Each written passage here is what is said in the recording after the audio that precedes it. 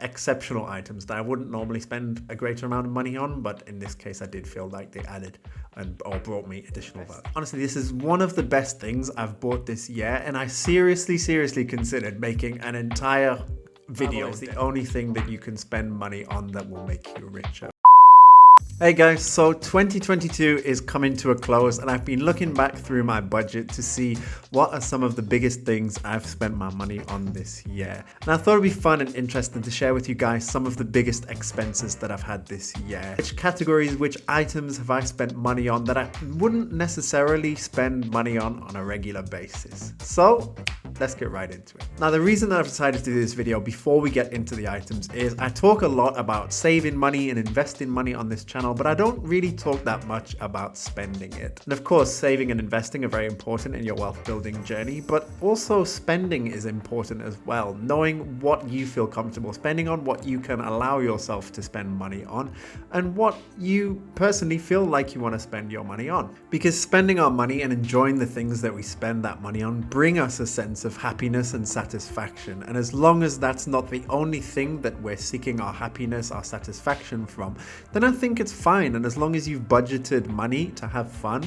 which I personally believe you should, then that's perfectly fine. As I say, as much as I focus very much on saving and investing, I do like to enjoy my money from time to time, and I do want to share some of the things that have personally brought me satisfaction this year that I've spent my money on. So let's get into some of the items. So the first thing that I spent quite a bit of money on this year, which you will have seen already on the channel if you follow me, are home renovations. Those of you that have followed the channel for a while will know that I bought an apartment in Spain last year, and it was a relatively old apartment. It's from the 60s, and though it was and still is in good condition, I felt like it really needed a little modern touch added to it, and there were some upgrades that I really wanted to do to make it a more comfortable place to live. So I spent quite a bit of money this year on making those upgrades, key items being new furniture that I've added in. I put insulation in some of the walls. I upgraded the air conditioning.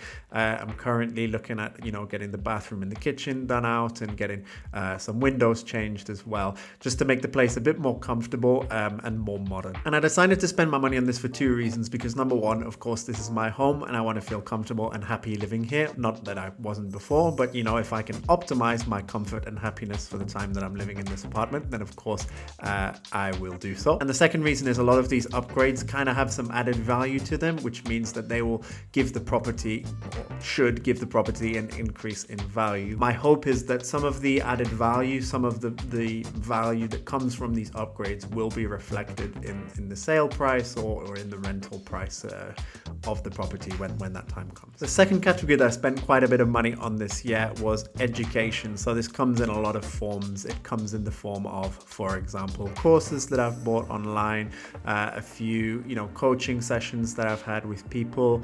Comes in the form of books that I've bought. I also did some driving lessons, so I guess that counts as education in a sense. So a lot of the courses and books that I bought this year were related to real estate investment, because it's something that I've really been looking to actively get involved in this year, and hopefully next year as well I'll be able to make some more steps in the world of real estate. And I also paid for some consultations with what I'm doing here with Millennials with Money, and a couple of books to help me scale up my business, a couple of courses as well to help me decide what direction to take with this YouTube thing in the future. So in one sense, these are arguably investments that I've made, and education is something that I do tend to try and spend money on, buying books and constantly learning. But some of these courses and programs that are, the price was probably a bit higher than I would normally pay for educational material, but I really felt that the benefits that came with them were worth the price tag, which I talked about in a recent video on buying courses online. So for me, that's why I've included them here, because they are exceptional items that I wouldn't normally spend a greater amount of money on, but in this case I did feel like they added or brought me additional value. And coming back to the driving lessons, so I actually already have my driver's license. I can drive, but I got my license in the UK, and it's been about 7 years since I drove a car. So having not driven a car in so long, I wanted to become familiar with how to drive again, as I was considering at several points this year buying a car. In the end, for various reasons, including the cost of running the car, and particularly fuel prices expenses this year, I decided not to get a car.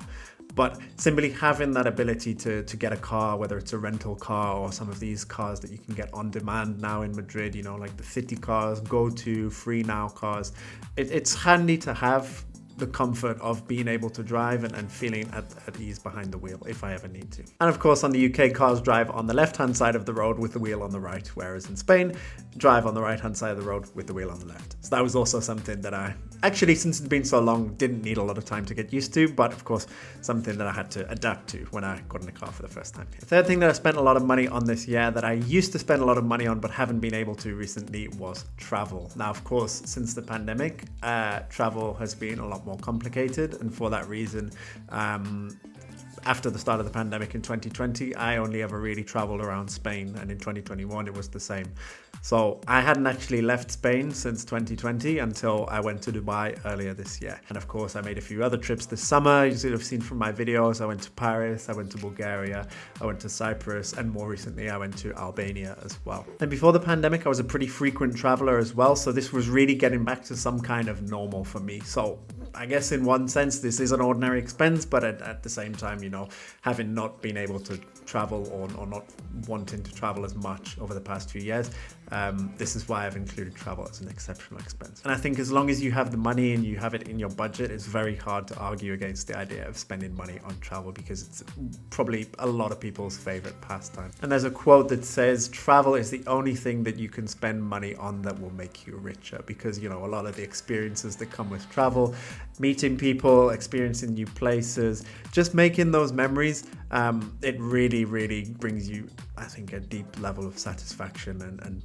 joy from being able to experience that. And I particularly felt that this year, more so than I have done in the past as well, because I was really focused this year when I traveled just on enjoying the moment, building the memories, and instead of taking videos and photos on my phone with Instagram, you know, the photos and videos that I did take, I took them with this camera that I'm filming with right now. And of course, a lot of the footage I've taken, I've shared them in the form of travel vlogs on this channel, which on one hand, yes, I like to share my experience with you all.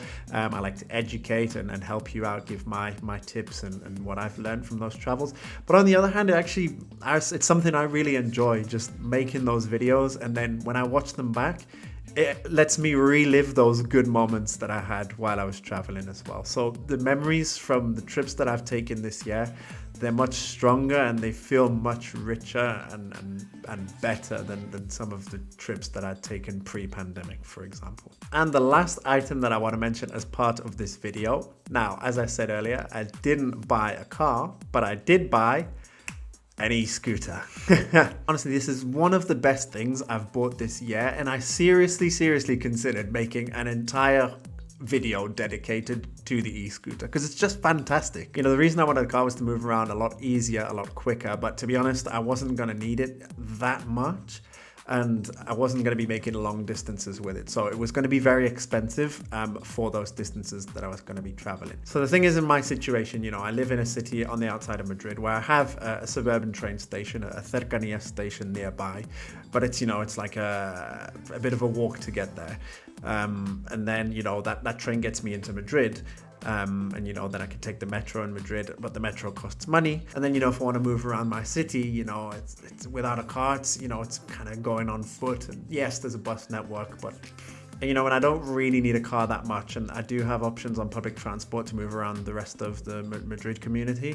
Then for just moving around my city where I live, then having a car is a bit expensive for the journeys I'm making. Whereas with an e-scooter, if you're traveling around a city because of speed limits, you're almost going the same speed as a car and you get there in the same amount of time. And of course, it's much more flexible. You know, you can carry it around. It really doesn't cost that much to buy. I spent 500 euros on this, but that's even like, you know, one of the better scooters. You can get a good one for less than 500 euros. Very minimal maintenance costs, and when I've been charging it as well, you know, I haven't seen my electricity bill go up by a lot in getting it. So honestly, I think this is one of the best purchases I've made this year, and it's super fun to ride around on them as well. Particularly if you're lucky enough to have cycle lanes around, then you can pretty much go, you know, nice and calm just on the scooter and just enjoy the ride. So guys, I hope you enjoyed this video. Leave a comment and let me know what are some of the big purchases you've made this year. I'll see you on the next one, and let's get this money.